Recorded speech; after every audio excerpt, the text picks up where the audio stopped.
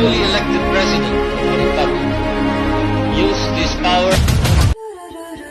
Tipikal na ina si Amanda Bartolome na nabago ng magulo at mapanghas na mundong pinasok ng kanyang mga anak.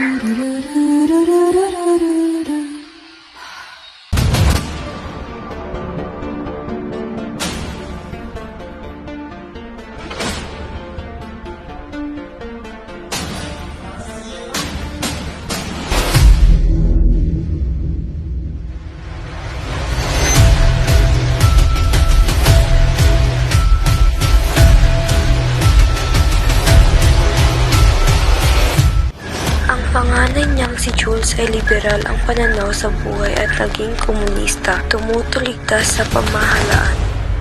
Ang ikalawa naman ay si Gani na sa murang edad ay bumuo ng pamilya at agad na naghiwalay.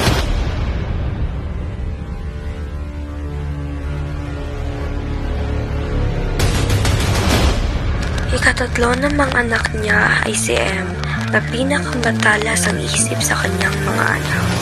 Si Jason naman ang pinakamalambing na anak, ngunit isang araw ay natagpuan na lamang na pinagpapaslang at mayroong maraming saksak sa katawan at nakita sa basurahan. Si Bingo naman ang bunsong bagaman na mulat sa kaguluhan ng pamilya ay nakatapos naman ng kolehiyo. Si Julia naman ay naging manhid at parang walang pakialam sa kakulangan na nadarama ng kanyang asawa.